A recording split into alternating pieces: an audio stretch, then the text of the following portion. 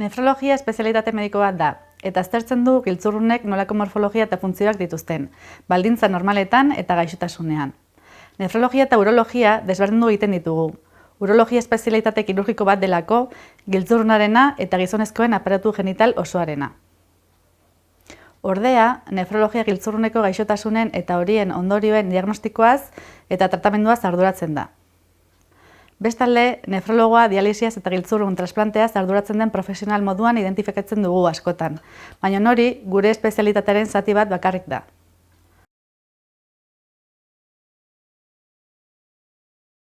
Giltzurrunek funtzio asko betetzen dituzte. Odola garbi eta kimikoki orekaturik mantentzeko. Adibidez, odola iragazten dute, hondakinak eta gehiegizko ura kentzeko. Sodioa, fosforoa eta potasioa bezalako konposatu kimikoen gorputzeko mailak erregulatzen dituzte.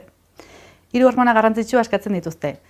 Eritropoietina, hematien sorkuntzan parte hartzen duena, D vitamina aktiboa, metabolismo fosfokaltzikorako garrantzitsua dena, eta errenina.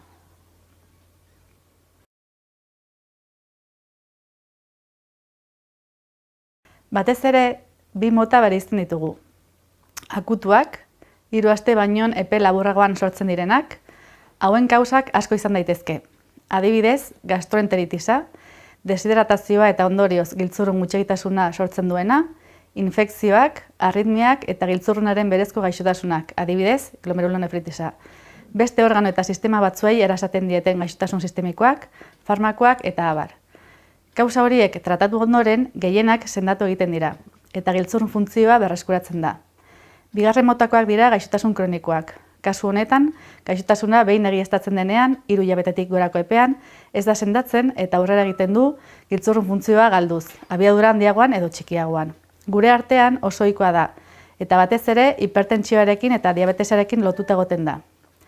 Profesionalen helburua izaten da gaixotasunaren progresioa moteltzea, eta amainerako fasetara heltzen diren pazienteak ordezko tratamendua hartzeko prestatzea. Baina kontuan hartzen dugu nahi dutenek tratamendu paliatiboa har dezaketela.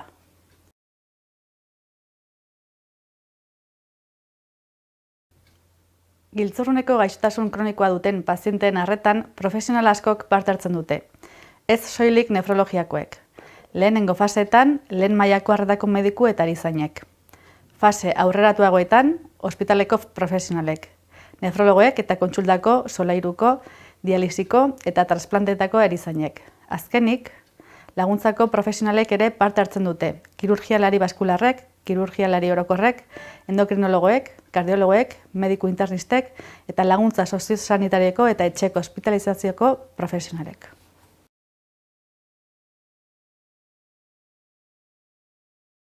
Hemen 8 puntu esan berreko ditut. Lehenengoa, sasoi honen mantentzea o aktibo egotea, komeni da. Baita dieta osasuntsu bat jarraitzea ondo zan.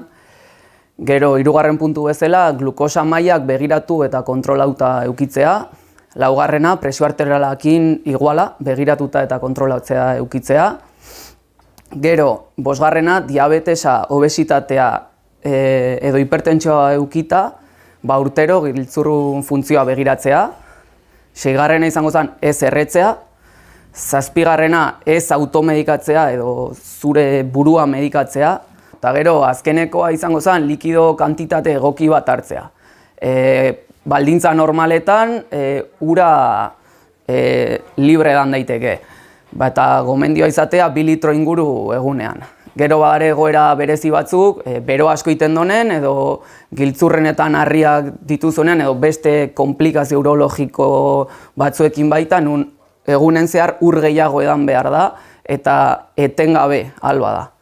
Eta gero, giltzurroneko gaixotasun kronikoa dagoenean, ez da komeni urra edatea edo urra asko edatea. Eta pazienteek inberdutena normalen da, bere gernu kopuruakin, balantze batin ez hartzeko ur asko edo likido asko eta gainkarga ez egoteko.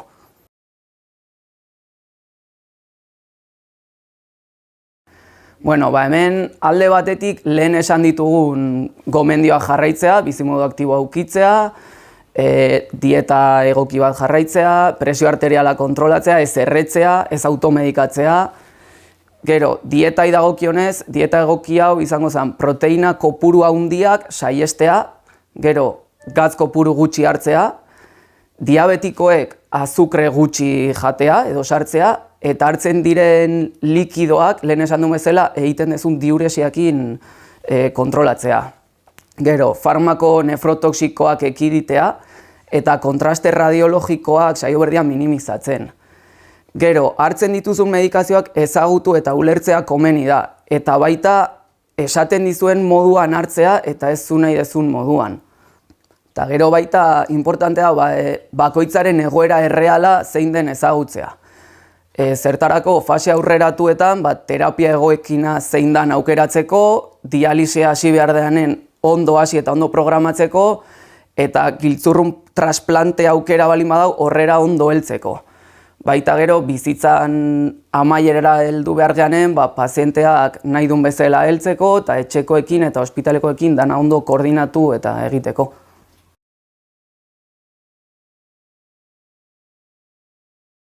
Gaur egun Donostiako Unibertsitate Ospitalean egiten da dialisia, baita ere Zumarragako Ospitalean eta Poliklinika Gipuzkoako zentroan ere. Hau itunpeko zentroa da.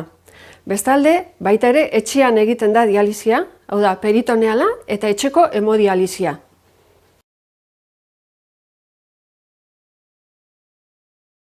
Gaur egun, ospitalean instalazio berrituak ditugu, eta orduan hemodialisia 3. solairuan egiten da. Eta 2. solairuan berriz egiten da etxeko dialisia. Hau da, peritoneala eta hemodialisia etxekoa. Kontuan izan behar dugu, bai hemodialisia eta dialisi peritoneala ordezko tratamentuak direla. Orduan, pazienteak egoera klinikoa ondo mantentzeko gai ez denean erabiliko ditugula. Eta nola hartu erabakia? Horretan, pazienteak izango du profesionalen laguntza. Baita ere kontuan eduki behar da bere egoera klinikoa eta beste patologia asoziatuak batzuk ere izan leike, eta azken batean balio pertsonalak ere kontuan hartu behar dira. Kontsultaetan egiten da lan hau, behin da berriro, hitz egitez, gaixotasunari buruz, eta azkenean tratamentuk egokiena hartu behar da. Hemodialisia teknika aukeratzen badugu, hori esan behar dugu, egiten dela sarbide baskular baten bidez ateratzen dugu odola. Bai izan leike besoan egindako fistula edo kateter bat ipinia. Horretan, zirkuito bat instalaturik dagoen monitore batera eramaten dugu odola. Eta zirkuito horretan odola garbitzen da. Aur pasatu ez iragazten da, eta odola garbitu, sustantzia ondokinak eta ur gehiegizkoa kanporatzen da. Esan behar dugu baita ere, zirkuito horrek segurtasun neurri guztia ditula, odola garbitzen dela bermatzeko. Eta gero, hemodialisia teknika aukeratzen badugu, esan behar dugu teknikak izaten direla 4 ordukoak. Astean 3 egin behar da dialisia. Txandak erabakitzen dira horretarako astelena, asteazkena eta ostirala, edo asteartea, osteguna eta larunbata. Eta bestalde, Ospital Donostian daude 4 txanda, goizekoa, eguerdikoa, arratsaldekoa eta gauekoa.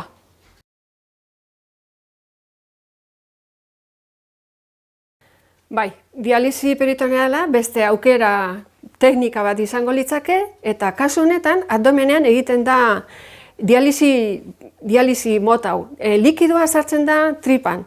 Horrela, peritonearekin kontaktuan jartzen da, eta peritoneoa den oso baskularizatu den tejido bat, horre egiten da trukaketa. Horretako iki behar dugu kontuan, ordu batzutan egon behar dula likido horrek tripan. Eta kasu honetan, ordu pasatzen dienean likido hori kanporatu egiten da. Eta hor, sustantziak toksikoak kanporatzen dira, eta baita ere ur gehiegizkoa. Esan behar dugu, 2 mota dauela dialisi peritonealean. Bada eskuz egiten dena, eta bestea monitorea bidez egiten dena. Eskuz egiten dena, eta denak ikasi behar dutena, oso erreza da. Horretan, pazienteak boltsak, likidoa dituen boltsak manipulatzen ditu. Eta eunian, 3 edo 4 aldiz egin behar du trukaketa. Saiatzen gara koinziditzen, jatorduetan bere eguneroko bizitza aldanik gutxiena aldatzeko. Eta beste teknika izango duke dela, monitore batekin egiten dena. Eta horretako aprobetxatzen da deskantzuko orduak. Horretan, konexioa eta konexioako behar dugu gutxi gara ordu bete bat. Eta 6 ordutik 8 ordura irauten du tratamenduak, eta automatikoki egiten da likido trukaketa.